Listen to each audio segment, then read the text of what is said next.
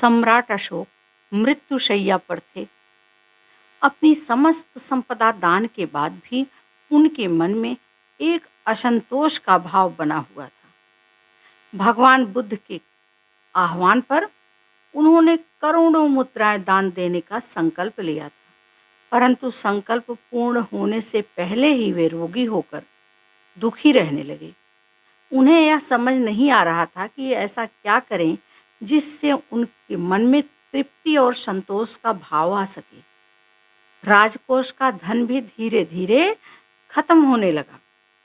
संकल्प पूर्ति हेतु सम्राट अशोक ने अपनी निजी वस्तुएं भी दान देनी आरंभ कर दी।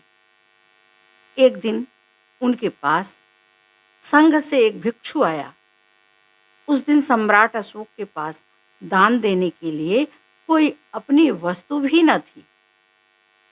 दुखी हृदय से उन्होंने पास रखा आंवला उठाया और उसे भिक्षु को दे दिया और उससे बोले, बंधु, अब मेरे पास दान देने को ज्यादा कुछ शेष नहीं है। राजकोष पर सम्राट होने के नाते जितना मेरा अधिकार था उसका उपयोग करते हुए दान दे चुका हूँ। इसी फल को स्वीकार करिए।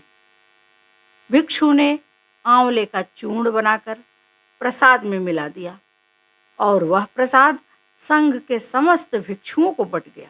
हजारों भिक्षुओं की तृप्ति का समाचार सम्राट अशोक को मिला।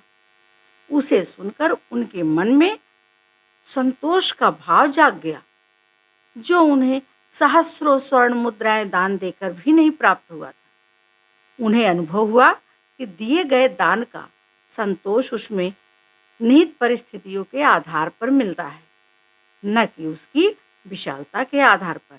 इसलिए हम सभी को जिस चीज में सुख और संतोष प्राप्त हो वही दान करें, पर दान अवश्य करना चाहिए। दान से कहीं न कहीं परोपकार के भाव उठते हैं, मन तृप्त होता है।